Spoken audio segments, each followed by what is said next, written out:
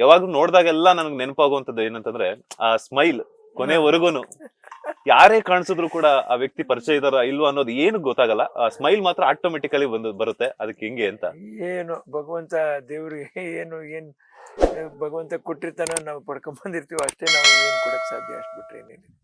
Okay, ಹೀಗಷ್ಟೇನೆ 1 ವರ್ಷ ಆಯ್ತು ಅಮ್ಮ ಅವರ ಒಂದು ದೇಗುಲವನ್ನ ನಿರ್ಮಾಣ ಮಾಡಿದ್ರ ಅಮ್ಮ ಅವರ ನೆನಪಿಗೋಸ್ಕರ. ಸೊ ಹೇಗಿದೆ, ಹೆಂಗ್ ಅನ್ನಿಸ್ತು, ಆ ಥಾಟ್ ಏನಕ್ಕೆ ಬಂತು ಅಂತ? ಅಲ್ಲ, ಅಮ್ಮವರನ್ನ ಸದಾಕಾಲ ನಾವು ಜೀವಂತವಾಗಿಟ್ಟಿರ್ಬೇಕು.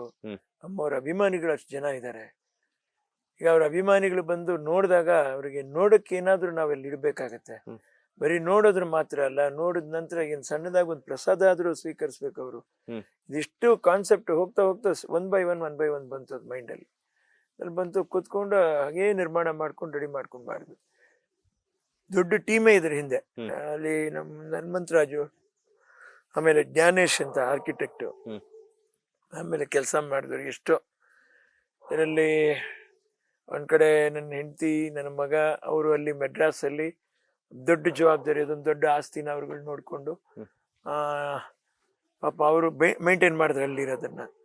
ಅವರು ಸಪೋರ್ಟ್ ಮಾಡಿದ್ರು. ಮತ್ತೆ ಇಲ್ಲಿ ಈಗ ನಮ್ಮ ಗೌರಮ್ಮ, ಸುನಂದಮ್ಮ, ರತ್ನ ಅಮ್ಮನ ನೋಡ್ಕೊಂಡವರು, ಆಮೇಲೆ ಗೀತಾ ಪಾಪ ಇರೋದ್ರಲ್ಲಿ ಅವ್ರ ಜೊತೆನಲ್ಲಿ.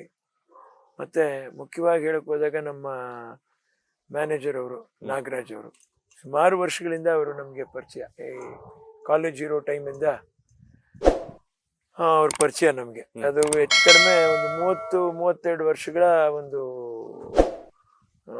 ಪರಿಚಯ ನಮ್ಗೆ. ಅವರು ತುಂಬಾ ಜನ ಇದ್ರೊಳಗಡೆ ಇನ್ವಾಲ್ವ್ ಆಗಿ ಈ ಒಂದು ಕೆಲಸ ಅಭಿವೃದ್ಧಿ ಹೊಂದಕ್ಕೆ. ಆಮೇಲೆ ರಾಮು ಅಂತ ಪಾಪ ಇವತ್ತು ಪಾಪ ಅವರು ಈ ರಸ್ತೆಗಳೆಲ್ಲ ಪ್ಯಾಚ್ ಮಾಡಿ ಇದನ್ನೆಲ್ಲ ನೀಟಾಗಿ ಮಾಡಿ ಅಲ್ಲಲ್ಲಿ ಆ ಕಲ್ಲಿಂದು ಫಿನಿಶಿಂಗ್ ಕೊಟ್ಟಿದ್ದಾರೆ ನೋಡಿ, ಅದೆಲ್ಲ ಅವ್ರುಗಳೇನೆ. ಕಲ್ಲು ಅದು ನ್ಯಾಚುರಲ್ ಕಾಡುಗಳಲ್ಲೇ ತಂದ್ಬಿಟ್ಟೇನೆ ನಾವು ಅದನ್ನ ವ್ಯವಸ್ಥೆ ಮಾಡಿದ್ವಿ. ಇದಕ್ಕೆಲ್ಲ ರಾಮು ಅನ್ನುವಂಥವ್ರು ಜೊತೆಲೇ ಇದ್ರು ಪಾಪ, ಈಗಲೂ ಜೊತೆಲೇ ಇದ್ದಾರೆ. ಅಮ್ಮವ್ರು ಹೇಳೋರು, ಇವರನ್ನ ಈ ನಮ್ಮ ಕೆಲಸ ಮಾಡುವಂಥವ್ರನ್ನ ನಾವು ಅಷ್ಟು ಚೆನ್ನಾಗಿ ಉಳಿಸ್ಕೋಬೇಕಾಗಿದ್ರೆ ಒಂದು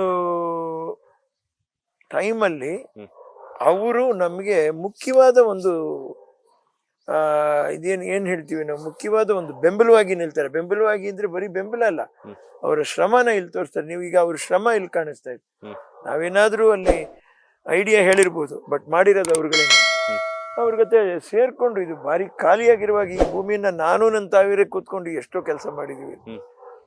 ಸೊ ಹಾಗೆ ಆ ಥರ ಸುಮಾರು ಜನ ಇದರ ಅಭಿವೃದ್ಧಿನೆಲ್ಲ. ಅದರಲ್ಲಿ ಮುಖ್ಯವಾದ ಈ ಪ್ರೋತ್ಸಾಹ, ಉತ್ಸಾಹ, ಇದ್ರ ಬಗ್ಗೆ ಒಂದು ಈ ಕಾಳಜಿ ಇದ್ದಿದ್ದು ಜಾಸ್ತಿ ನನ್ನ ತಾಯಿಯವ್ರಿಗೆ. ಲೇಟೆಸ್ಟ್ ಹಾಗೂ ಇಂಟ್ರೆಸ್ಟಿಂಗ್ ಸುದ್ದಿಗಳಿಗಾಗಿ ಬಾಸ್ ಟಿವಿ ಕನ್ನಡ ಚಾನೆಲ್ನ ಸಬ್ಸ್ಕ್ರೈಬ್ ಮಾಡಿ. ಹಾಗೆಯೇ ಬೆಲ್ ಐಕಾನ್ ಪ್ರೆಸ್ ಮಾಡಿ. ಇದರ ಜೊತೆಗೆ ಫೇಸ್ಬುಕ್, ಇನ್ಸ್ಟಾಗ್ರಾಮ್, ಎಕ್ಸ್ ನಲ್ಲೂ ಮಿಸ್ ಮಾಡದೆ ಫಾಲೋ ಮಾಡಿ.